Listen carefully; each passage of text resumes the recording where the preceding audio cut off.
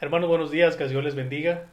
Bienvenidos nuevamente a esta transmisión. Vamos a dar oportunidad a unos 2 minutitos más para que algunos hermanos se incorporen y se añadan a esta transmisión para poder iniciar, hermanos, nuestra predicación el día de hoy.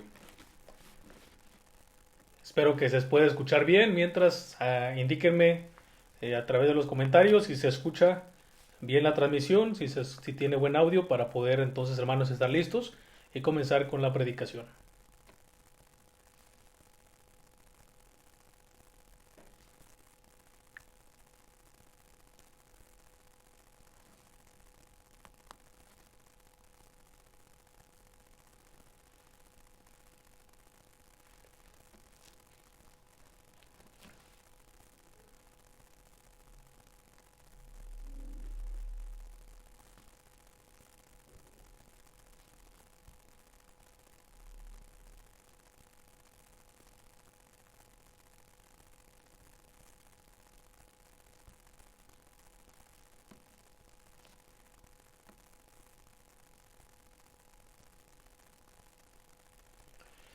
Perfecto, hermanos, entonces vamos a iniciar en esta mañana la predicación de la palabra de nuestro Dios. Les invito a que por favor me acompañen a abrir nuestras Biblias allí en el Evangelio según San Marcos, capítulo 1. Evangelio según San Marcos, capítulo 16. Evangelio según San Marcos, capítulo 16.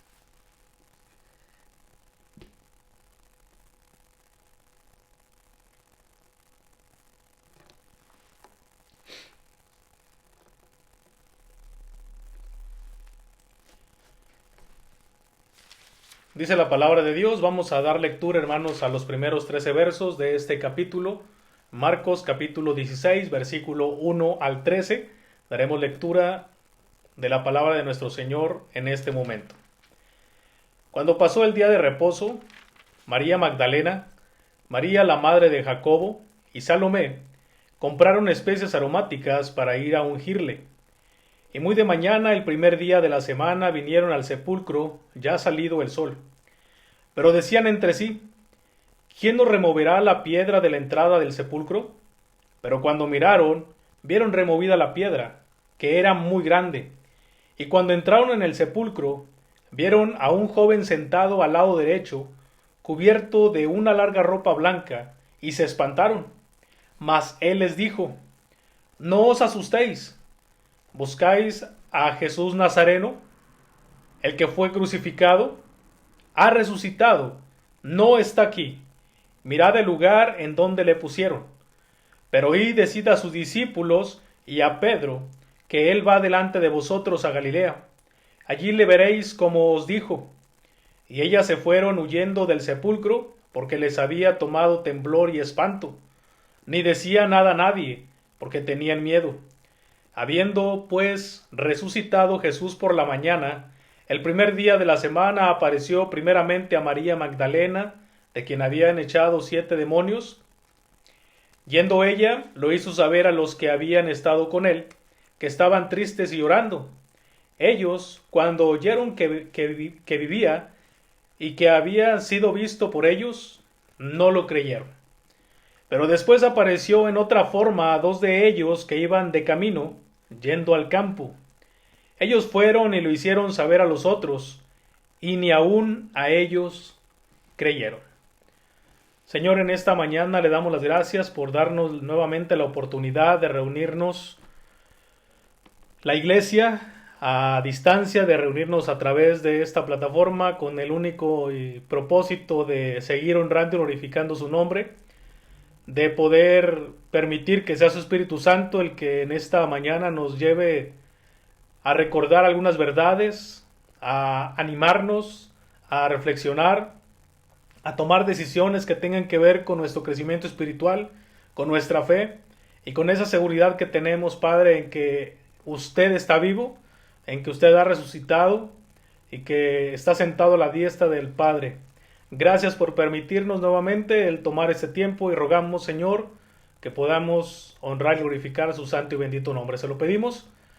De igual manera, orando y suplicando por las familias que se están dando cita en este momento, en esta mañana, por aquellos hermanos que están conectados a distancia, por aquellos que nos están escuchando, nos están viendo, Padre, rogamos y suplicamos que su palabra sea la que hable directamente a sus vidas.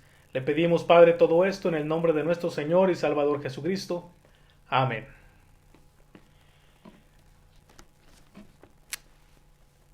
Hermanos, pues llevamos ya 3 domingos congregándonos de esta manera, sin imaginar que hace un mes iba a ser el último día en el cual pudimos estar en la casa de oración.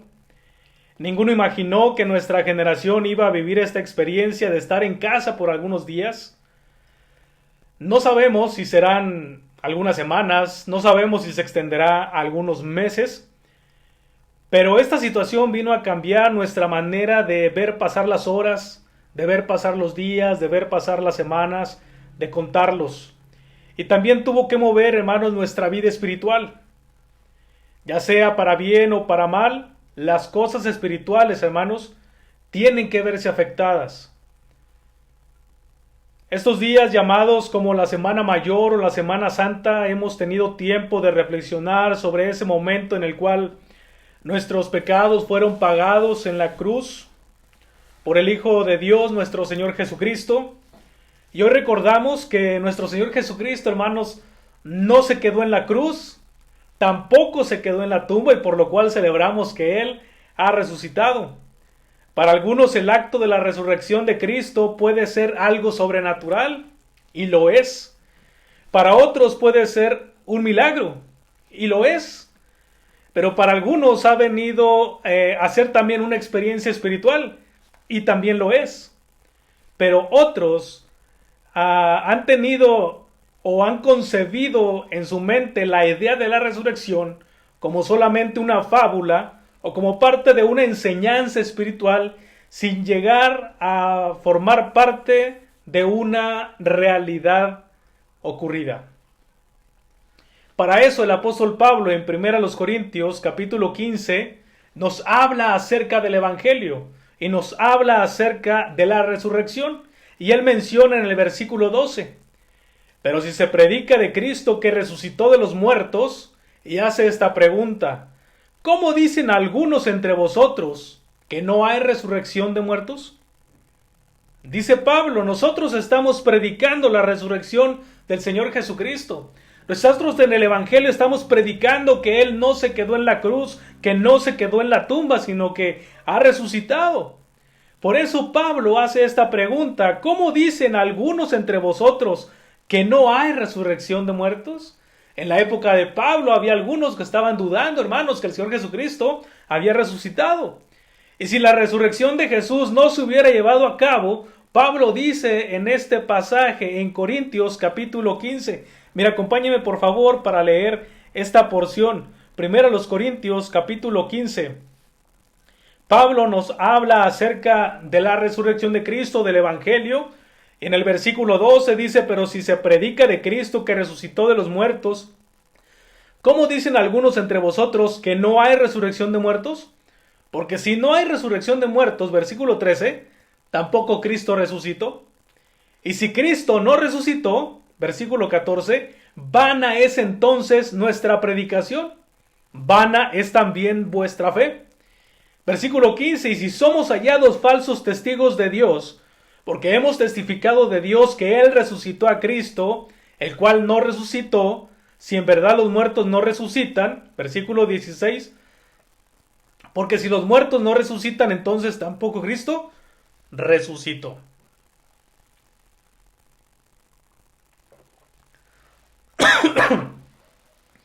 En esta porción Pablo nos recuerda que si el Señor Jesucristo no hubiera resucitado, entonces tenemos problemas. Por lo menos él menciona 6 consecuencias desastrosas de que el Señor Jesucristo no hubiera resucitado o jamás resucitó. ¿Cuáles son esas consecuencias? Se las voy a mencionar solamente, no nos vamos a adentrar en ellas, pero Pablo dice entonces, si Cristo no resucitó, en primer lugar la predicación de Cristo sería algo absurdo. 2. Si Cristo no resucitó, la fe en Cristo sería algo inútil. 3. Si Cristo no resucitó, entonces todos los testigos y predicadores de la resurrección serían mentirosos. 4. Si Cristo no resucitó, entonces nadie sería redimido del pecado. 5. Si Cristo no resucitó, entonces todos los creyentes del pasado serán aniquilados. Y número 6. Si Cristo no resucitó, los cristianos serían las personas más dignas de lástima de todo el universo, porque estamos creyendo en una mentira, porque estaríamos creyendo en algo que nunca sucedió. Al toparnos, hermanos, con los relatos de la resurrección de Jesús en los evangelios, tenemos que decidir si se trata del hecho más glorioso que ha tenido lugar en la historia de la humanidad, o si es una enorme mentira. Si Cristo ha resucitado de la forma en la que los evangelios lo describen, esto quiere decir que hay vida más allá de la muerte y que Jesús es el único que ha logrado salir victorioso de la tumba y traer así esperanza a una humanidad que sigue mirando con horror y temor a la muerte. Aunque el mundo diga que nosotros como mexicanos nos reímos aún de la muerte, déjeme decirle que hay mucha gente que sí le tiene un horror y temor a la muerte. Ignorar la resurrección de Cristo nos dejaría sin otra alternativa que esperar el fin de nuestros días sobre este mundo que ha sobrevivido a muchas cosas. Pero para tomar una decisión correcta acerca de la resurrección de Jesús, tendremos en primer lugar, hermanos, que examinar la evidencia histórica de la que disponemos, de esos documentos en los que se relata la resurrección de Cristo, que fueron escritos por los apóstoles y sus colaboradores, cuando muchos de los testigos oculares de la resurrección de Cristo todavía estaban vivos. Pablo menciona en 1 Corintios capítulo 15 que muchos de los testigos de la resurrección todavía estaban vivos y se les podía consultar sobre aquel acontecimiento de la resurrección. Algunos dudaban de la resurrección de Jesucristo, afirmando que los milagros no existen. Así que puesto que la resurrección de Jesús es un milagro, entonces necesariamente ellos tienen que decir que esto es falso y ahí se acaba toda la investigación en cuanto a la resurrección de Jesucristo. Estas personas son gente que afirman que no puede existir nada más que aquello que se puede comprobar científicamente.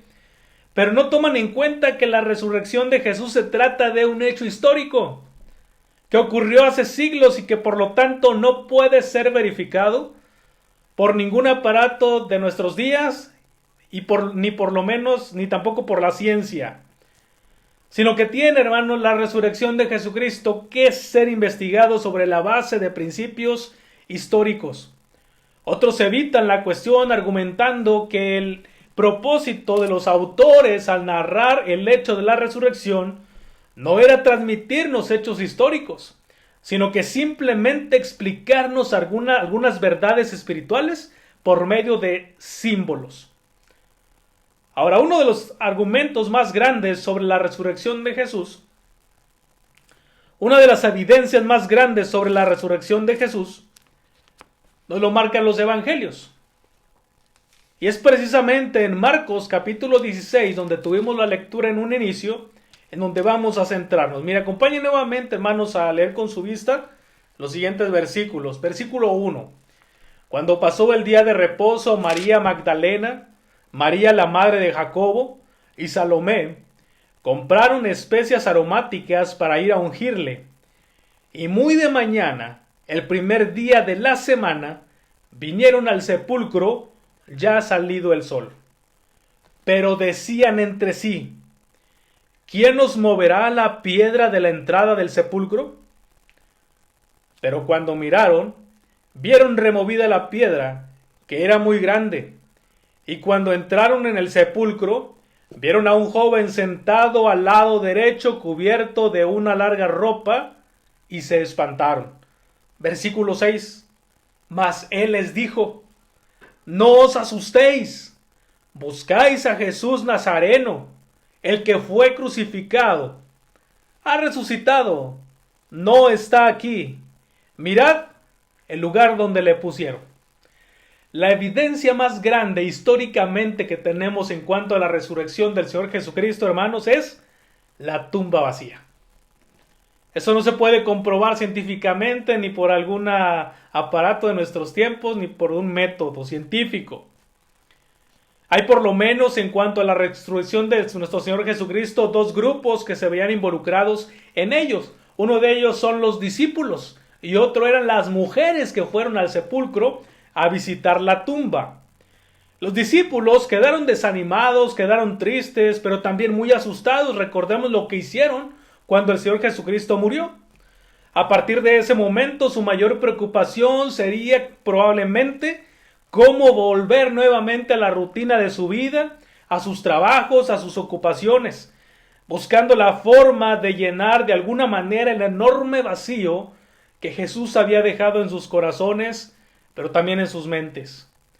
Después de haber estado 3 años junto al Señor, seguro que en esos momentos ninguno de ellos lograba pensar en el futuro con optimismo, un futuro lleno de alegría. Simplemente estaban preocupados, estaban angustiados, estaban temerosos. La desesperación y la falta de significado a los apóstoles les presionaban todos los días. Otro grupo, como ya lo mencioné, aparte de los apóstoles, son las mujeres. ¿Qué hicieron las mujeres? Marcos nos relata algunas cosas que ellos hicieron.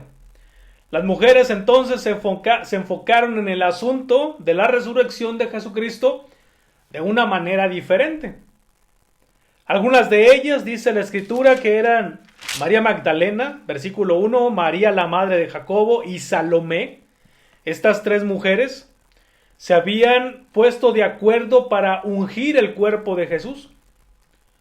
El Evangelio de Lucas nos dice que había también otras mujeres que fueron al sepulcro en esa mañana. Esto nos hace pensar, hermanos, que seguramente hubo varios grupos de mujeres que, como la costumbre era ir a ungir los cuerpos de los fallecidos, entonces se estaban poniendo de acuerdo para ir a la tumba de nuestro Señor Jesús. Pero sucedió algo. Estas mujeres encontraron que el sepulcro estaba vacío.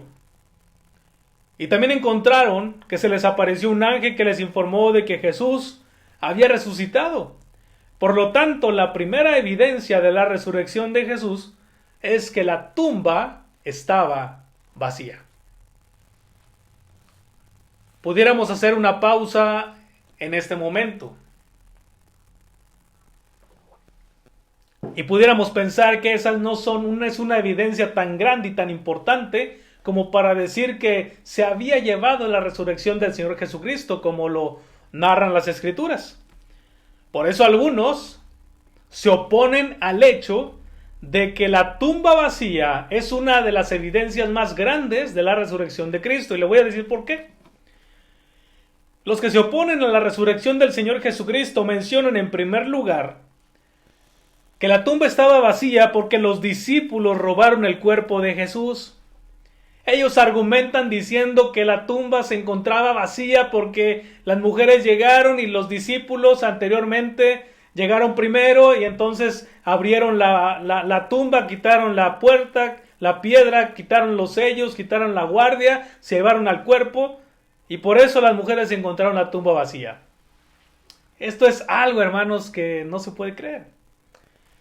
Debemos recordar que los principales sacerdotes habían previsto que algo así pudiera ocurrir. En el Evangelio de Mateo se nos relata, por lo que los sacerdotes pidieron a Pilato que se asegurara el sepulcro con guardias romanas. Por lo que cuando Jesús resucitó y salió triunfante de la tumba, la guardia, aquellos soldados que estaban custodiando la tumba, no pudieron hacer nada para impedirlo, sino que se fueron de aquel lugar huyendo. Mateo 28 del 1 al 15 nos relata este acontecimiento, siendo los primeros testigos entonces de la resurrección de Jesucristo, la guardia. Sin embargo, las autoridades judías, recordemos lo que dice el Evangelio, que compraron el silencio con una gran cantidad de dinero. Así que si alguien les preguntaba, decían que los judíos le decían lo que los judíos les habían mandado. Y ellos tenían que decir, realmente la tumba estaba vacía porque sus discípulos vinieron de noche, hurtaron el cuerpo cuando nosotros estábamos dormidos. En cualquier caso, hermanos, este argumento, déjeme decirle que se cae por su propio peso. ¿Por qué? Porque la guardia, ¿cómo podía estar dormida? Tenía que cuidar la tumba, tenía que cuidar la piedra, tenía que cuidar que nadie se acercara. No era posible que ellos estaban dormidos. O suponiendo que ellos estaban dormidos, ¿cómo supieron que habían sido los los apóstoles, quienes se llevaron el cuerpo de Jesús? Si estaban dormidos, entonces ¿cómo es posible que unos hombres pudieran entrar a la tumba, habiendo retirado la piedra, habiendo quitado los sellos, y que ninguno de los soldados hubiera escuchado nada? Otra cosa más sorprendente es que los supuestos ladrones se tomaron aún la molestia de quitar la ropa al Señor Jesús, los vendajes que tenía el cuerpo, y colocarlos allí con cuidado, porque así lo menciona Juan capítulo 20, versículos 6 y 7, que los lienzos estaban tal cual estaba el Señor Jesucristo. Nada de todo esto, en verdad, nos parece confirmar la teoría de que se robaron el cuerpo de Jesús. Por otro lado, el robo de la tumba no podía llevarse a cabo porque era un delito. Entonces, si alguien robó el cuerpo, si alguien profanó la tumba, la pregunta es ¿por qué las autoridades judías no presentaron una denuncia ante Pilato para que investigara el asunto y condenara a los discípulos? Estaba claro, hermanos, que ni los líderes judíos, ni la guardia romana, ni los sacerdotes les convenía que se investigara este asunto, porque unos y otros tenían muchas cosas que ocultar. Además, como ya hemos señalado, los discípulos se habían quedado completamente tristes, desolados, con miedo después de la muerte del Señor Jesucristo. Entonces, si ellos estaban de esa manera, ¿cómo pudieron entonces predicar después la resurrección del Señor Jesucristo? ¿Cómo pudieron ellos entonces dar su muerte por causa del Evangelio si ellos sabían que habían robado el cuerpo, si ellos sabían que no había resucitado el Señor Jesucristo? Entonces, el argumento de que la tumba estaba vacía porque los apóstoles, porque los discípulos robaron el cuerpo de Jesús, hermanos, no vale. Tiene que desecharse. Otro argumento de las personas que dudan de que la tumba estaba vacía porque el Señor Jesucristo resucitó, tiene que ver con las mujeres. Ellos dicen que las mujeres se equivocaron del sepulcro, pero recordemos que además de las mujeres, también los discípulos fueron hasta el sepulcro en aquella mañana. Mire, acompáñeme por favor a Juan capítulo 20. Juan capítulo 20, por favor. Versículo 1 al 10.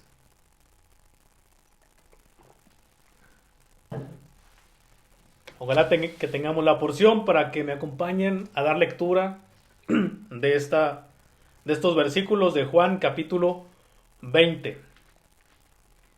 Dice la palabra de Dios: el primer día de la semana, María Magdalena fue de mañana, siendo aún oscuro, al sepulcro, y vio quitada la piedra del sepulcro. Entonces corrió y fue a Simón Pedro y al otro discípulo, aquel al que amaba Jesús, y les dijo: se han llevado del sepulcro al Señor y no sabemos dónde le han puesto. Y salieron Pedro y el otro discípulo y fueron al sepulcro. Corrían los dos juntos, pero el otro discípulo corrió más aprisa que Pedro y llegó primero al sepulcro, y bajándose a mirar, vio los lienzos puestos allí, pero no entró. Luego llegó Simón Pedro tras él y entró en el sepulcro y vio los lienzos puestos allí, y el sudario que había estado sobre la cabeza de Jesús, no puestos con los lienzos, sino enrollado en un lugar aparte. Entonces entró también el otro discípulo que había venido primero al sepulcro, y vio y creyó, porque aún no había entendido la escritura, que era necesario que él resucitase de los muertos, y volvieron los discípulos a los suyos. En esta porción, hermanos, se nos dice que no solamente las mujeres y los discípulos fueron al sepulcro en donde se depositó al Señor Jesucristo. Los que dudan de la resurrección dicen que se equivocaron de tumba. Pero esta porción nos dice que las mujeres llegaron al sepulcro, no vieron el cuerpo, fueron con los apóstoles y ellos llegaron al sepulcro y tampoco lo encontraron. La pregunta es, ¿acaso se equivocaron todos de tumba? Claro que no. Las mujeres conocían bien el lugar donde Jesús había sido sepultado porque había seguido a José de Arimatea y a Nicodemo. Pero en cualquier caso, si esto hubiera sido así, cuando los discípulos comenzaron a predicar la resurrección de Jesús en Jerusalén, los judíos podrían haberlo desmentido mostrando la verdadera tumba y el cuerpo de Jesús. Pero ¿sabe? Esto no sucedió, porque la tumba donde Jesús había sido sepultado quedó realmente vacía y era conocida por todas las personas. Otro de los argumentos que dicen las personas que dudan de la resurrección del Señor Jesucristo y que dudan de que la tumba estaba vacía porque Él resucitó, en primer lugar dicen que porque los discípulos robaron el cuerpo, en segundo lugar dicen que las mujeres se equivocaron de tumba. Pero hay otros que dicen que la tumba estaba vacía, en tercer lugar, porque Cristo no estaba muerto cuando lo sepultaron. Estas personas sugieren que el Señor Jesucristo fue sepultado vivo. Tal vez estaba desmayado cuando lo bajaron de la cruz y que después se fue recuperando gradualmente hasta lograr salir de la tumba por sí mismo. Que luego fue a buscar a los discípulos y se presentó ante ellos haciéndoles creer que había vencido la muerte. Mire, en primer lugar, no están tomando en cuenta que la tumba estaba custodiada o estaba vigilada por un centurión romano. Estos hombres estaban al pendiente de que nadie removiera la piedra. Este centurión romano, a cargo de la ejecución de Jesús, certificó la muerte del Señor Jesucristo una vez que con su lanza atravesó el costado y dijo que él ya estaba muerto. Entonces el Señor Jesucristo, hermanos, estaba muerto cuando lo bajaron de la cruz. No es posible que haya estado vivo como algunos piensan. José de Arimatea y Nicodemo también comprobaron que estaba muerto el Señor Jesucristo, porque de otra manera no habían preparado su cuerpo para su estancia permanente en el sepulcro. Los soldados que fueron a custodiar el sepulcro comprobaron también que Jesús estaba allí y que estaba realmente muerto. Hay que tener en cuenta además, hermanos, que las heridas que el Señor Jesucristo había recibido eran demasiado graves como para pensar que pudo haber sobrevivido. Pudiéramos mencionar cada una de las heridas, los azotes que recibió, y nos llevaríamos tiempo.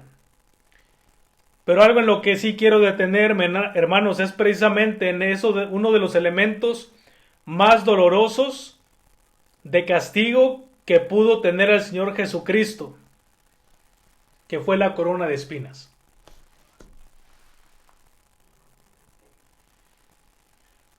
Aquí tenemos un ejemplo de lo que pudo haber sido una corona de espinas, y creo que se queda corto, hermanos, con aquella que pudieron ponerle al Señor Jesucristo.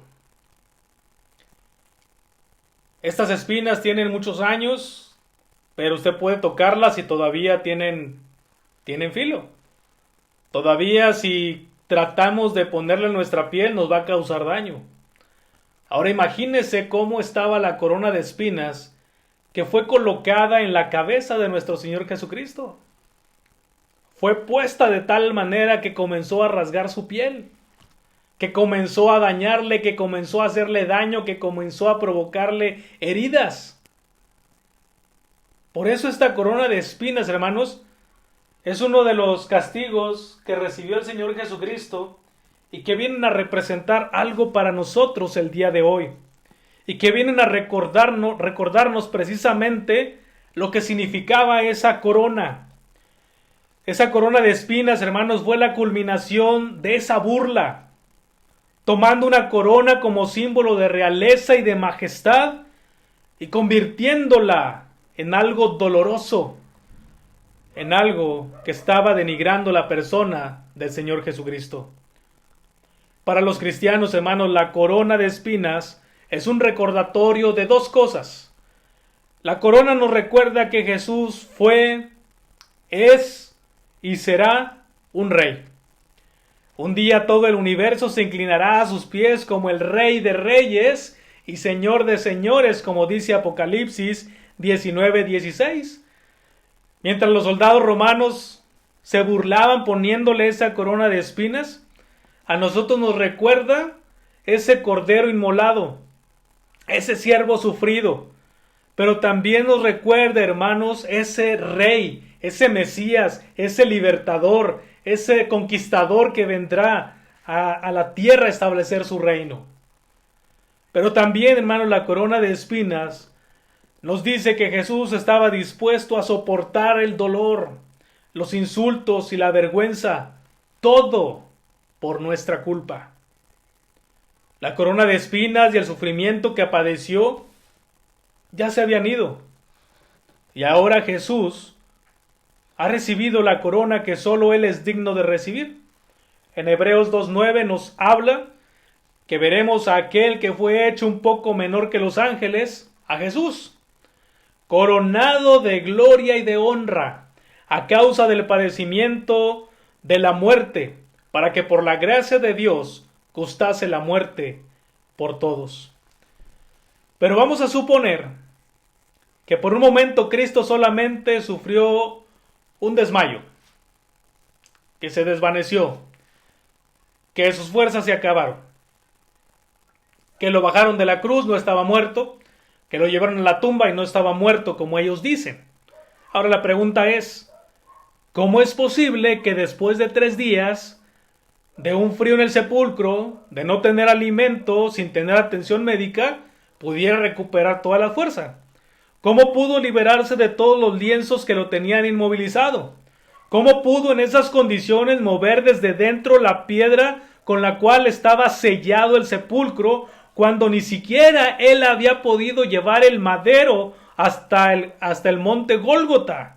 ¿Cómo pudo ser posible que ningún soldado romano se diera cuenta de esto y lo impidiera? ¿Cómo pudo lograr entonces en estas condiciones llegar hasta la ciudad y buscar a los discípulos? ¿Cómo puede ser que en ese estado sus discípulos recibieran la impresión de que Él era el verdadero Señor Jesucristo resucitado y que venció a la muerte y el príncipe de vida? ¿Cómo puede ser posible todo esto?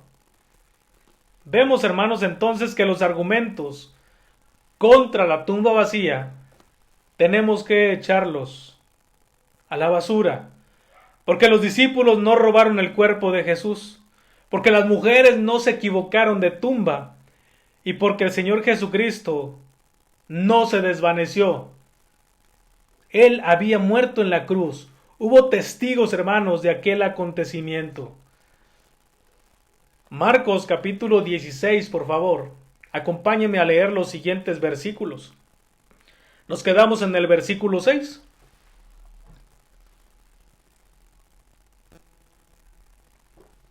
Dice, mas él les dijo, no os asustéis, buscáis a Jesús Nazareno, el que fue crucificado, ha resucitado, no está aquí, mirad el lugar en donde le pusieron.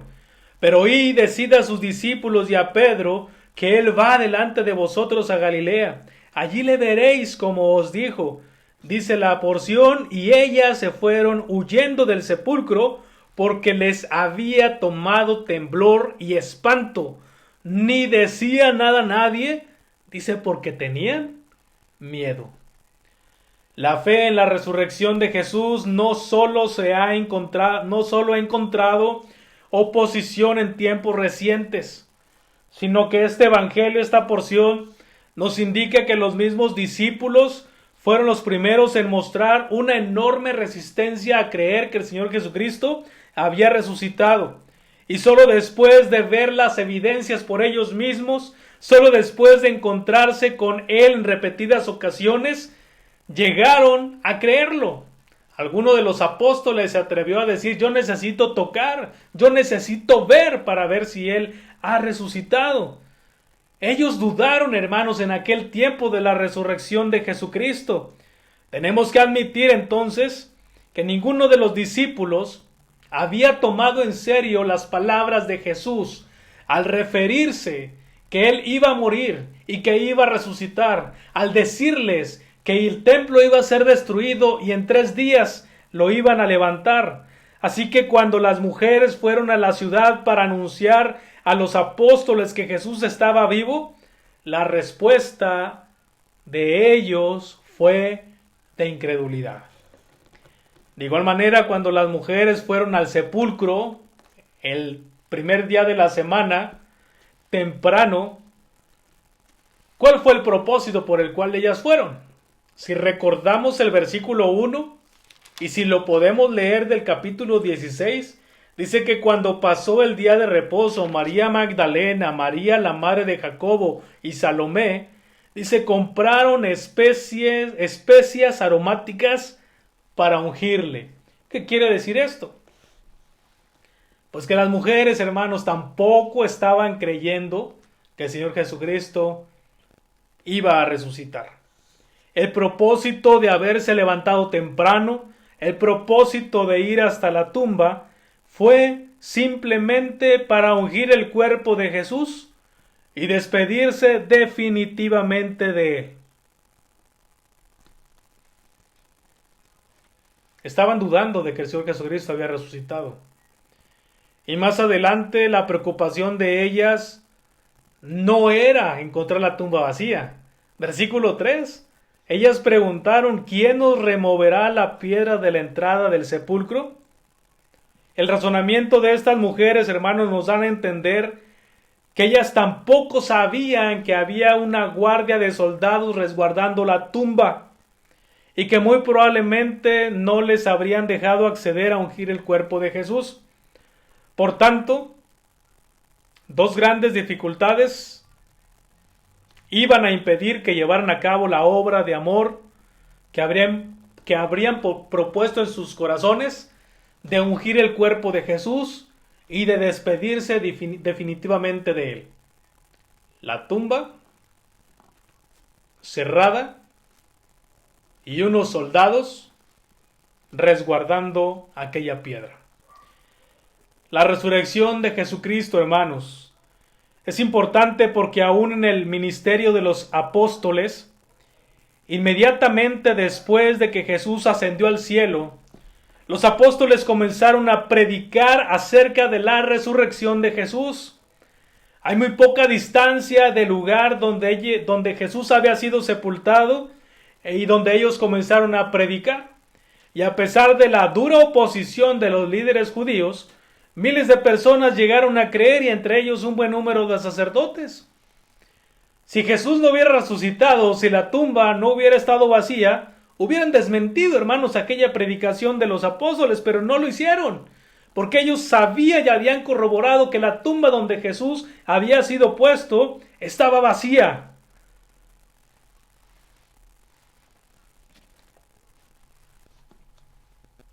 Los mismos apóstoles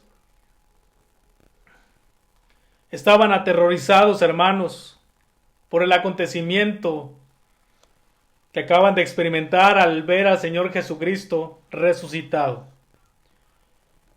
Por eso Pablo dice: en vano entonces sería nuestra predicación, en vano entonces sería nuestra fe. La predicación de la resurrección sería imposible de entender si no hubiera habido un contacto directo y auténtico con el Señor Jesucristo en aquel tiempo, con los discípulos, con los apóstoles y con las mujeres y con más de 500 hermanos a la vez, como dicen las Escrituras.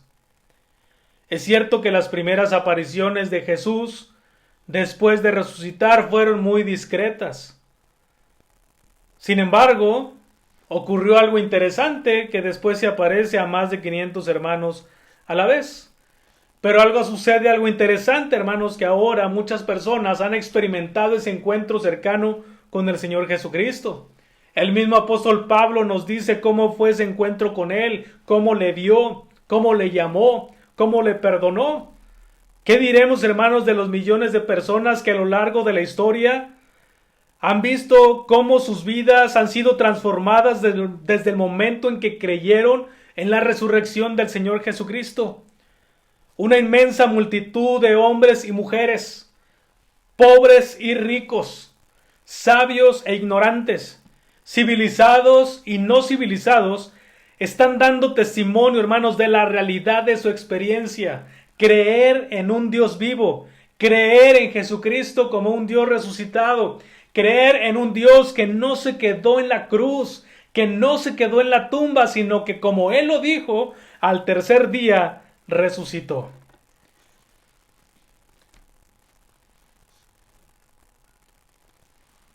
¿Por qué es importante, hermanos, la resurrección de Jesucristo en estos días? Él no vino a este mundo como los demás hombres. Por lo tanto, tampoco nos debe de extrañar que Él tuvo que resucitar para ascender al cielo, como lo había dicho. Tampoco nos tiene que extrañar que en el caso del Señor Jesucristo ha sido algo extraordinario, algo milagroso, una experiencia espiritual que nos habla de ese momento de la resurrección y que abre el camino para que todo aquel que en Él cree un día pueda estar con Él a la diestra del Padre, pueda ocupar un lugar en aquel lugar que Él ha ido a preparar. La importancia, hermanos, entonces de la resurrección tiene la siguiente manera. 3 razones importantes por la cual estamos creyendo, estamos predicando, estamos compartiendo de un Dios vivo, de un Dios resucitado. La importancia, hermanos, de la resurrección. En primer lugar, la resurrección de Jesús puso de manifiesto de forma concluyente que Él era el Hijo de Dios.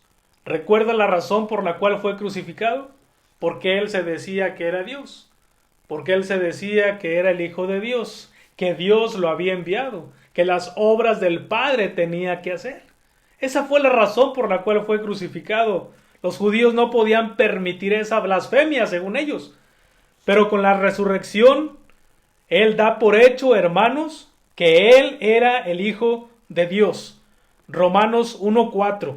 Fue declarado Hijo de Dios con poder, según el Espíritu de Santidad, por la resurrección de entre los muertos.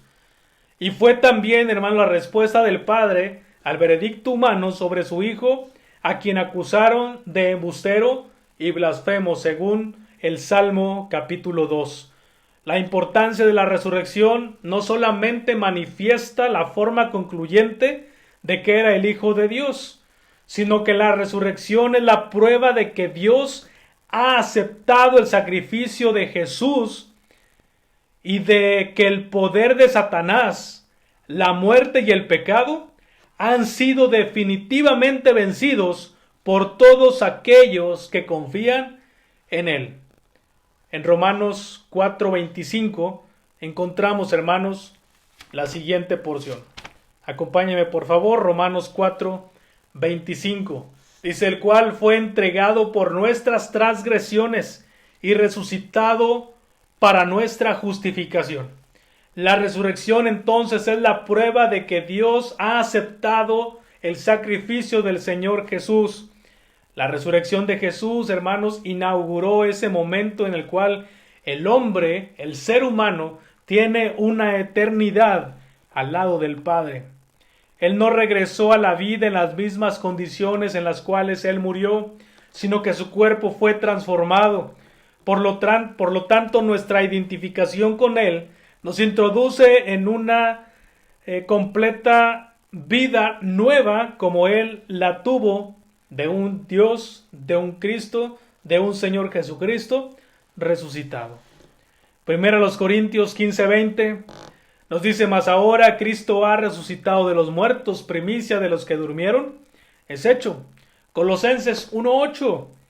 Y Él es la cabeza del cuerpo, que la iglesia, el que es el principio, el primogénito de entre los muertos, para que en todo tenga la preeminencia. Primero de Pedro 1:3. Bendito el Dios y Padre nuestro Señor Jesucristo, que según su grande misericordia nos hizo renacer para una esperanza viva por la resurrección de Jesucristo de los muertos. La importancia de la resurrección no es solamente confirmar que el Señor Jesucristo es el Hijo de Dios, no es solamente es la prueba de que Dios ha aceptado el sacrificio de Jesús, sino que en tercer lugar, la resurrección de Jesús transforma también a los creyentes en su vida hasta el día de hoy. La importancia de la resurrección, en tercer lugar, es que esta resurrección de Jesús transforma a los creyentes en su vida hasta el día de hoy. Lo digo por lo siguiente.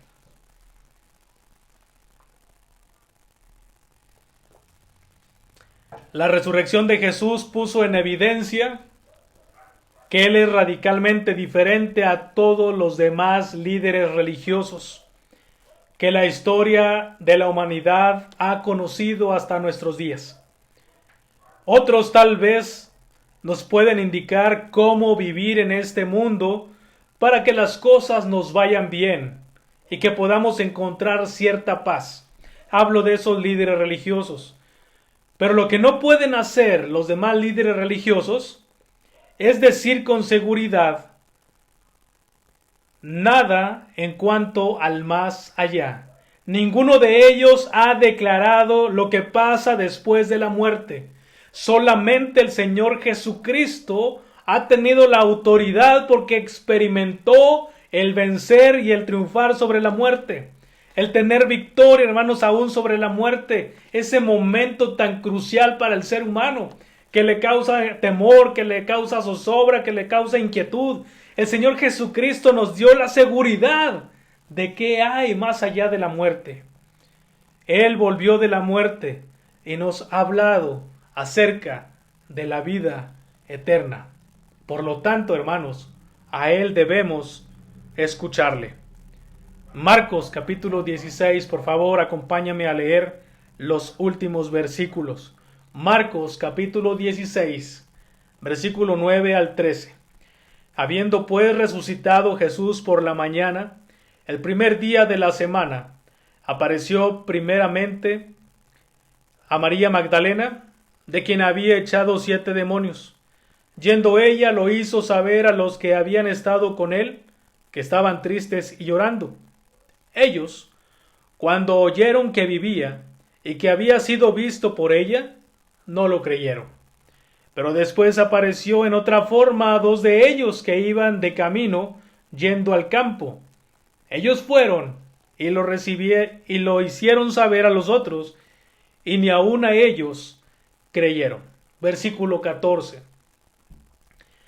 Finalmente se apareció a los 11 mismos, estando ellos sentados a la mesa, y les reprochó su incredulidad y dureza de corazón, porque no habían creído a los que le habían visto resucitado.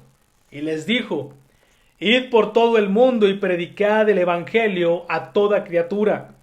El que creyere y fuere bautizado será salvo, mas el que no creyere será condenado. Y estas señales seguían a los que creen. En mi nombre echarán fuera demonios, hablarán nuevas lenguas, tomarán en las manos serpientes, y si bebieren cosa mortífera, no les hará daño. Sobre los enfermos pondrán sus manos y sanarán. El discurso final del Señor Jesucristo después de haber resucitado fue muy claro y nos manda que sigamos, hermanos, compartiendo y predicando el mismo mensaje, el cual nos dejó, el cual Él predicó, el que los apóstoles nos dejaron a través de las Escrituras y que hoy por hoy seguimos comunicando. ¿Cuál es ese mensaje? El que creyere y fuere bautizado, dice, será salvo, pero el que no creyere, dice, será condenado. Y estas palabras, hermanos y amigos, no las digo yo, son del Señor Jesucristo. El propósito por el cual Él vino a la cruz, Él enmudeció, Él fue llevado como ese cordero, fue precisamente para pagar en esa cruz por los pecados de cada uno de nosotros. Pero Él dice, tienes que creer que vine y pagué por tus pecados, tienes que creer que morí por tus pecados, tienes que creer que fui sepultado, tienes que creer que al tercer día resucité, que vencí la muerte y que estoy yendo a preparar un lugar para todo aquel que cree. Pero si tú no crees, dice el Señor Jesucristo, entonces estás condenado. Juan 3:16, porque de tal manera amó Dios al mundo que ha dado su Hijo unigénito, dice, para que todo aquel que en Él cree no se pierda, mas tenga vida eterna. El propósito, hermanos, de esta Semana Santa, de esta Semana Mayor, de estos días en que nos hemos guardado, no es quizá para ocuparnos en otras cosas, es para seguir recordando el propósito por el cual estamos aquí. Es seguir recordando el propósito por el cual el Señor Jesucristo vino a esta tierra. Es por el cual el Señor Jesucristo estuvo dispuesto a morir en la cruz. Estuvo dispuesto a sufrir. Pero también estuvo dispuesto a obedecer al Padre, cargando nuestros pecados, sus pecados, los de todo el mundo. Y con eso, con su sangre derramada, poder entonces hacer ese perdón, hacer ese sacrificio completo que Dios estaba demandando. Y ya ha venido para que todo aquel que cree tenga una vida eterna. Una vida eterna a su lado, no alejada de Dios.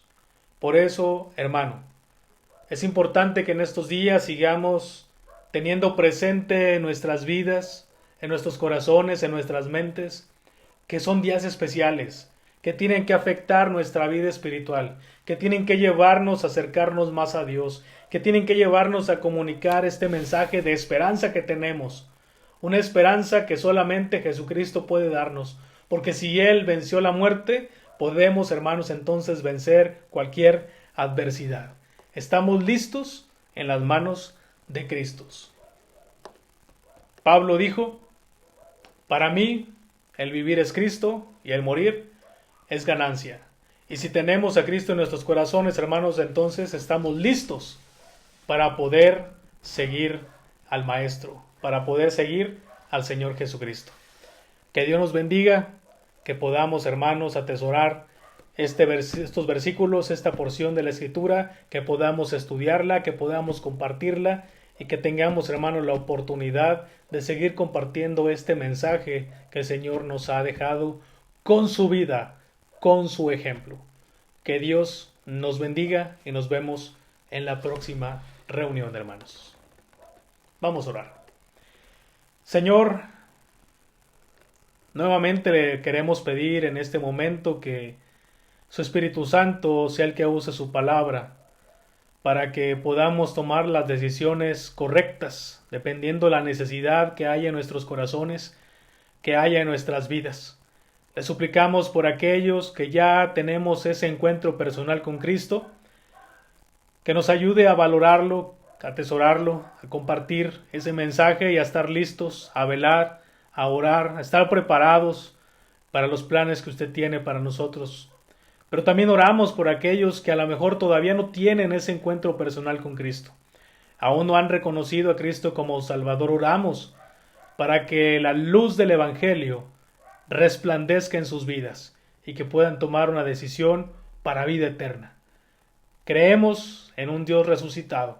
Creemos en un Dios que nos da seguridad de lo que hay después de la muerte. Porque Él venció la muerte, porque Él está vivo, porque Él ha resucitado, como dice su palabra. Gracias, Padre. Le pedimos, Señor, una bendición por esta semana que estaremos iniciando. Que su nombre sea exaltado y glorificado. Se lo pedimos y le damos las gracias en el nombre de Cristo Jesús. Amén. Hermanos, que Dios les bendiga. Nos vemos en la siguiente reunión. Hasta luego.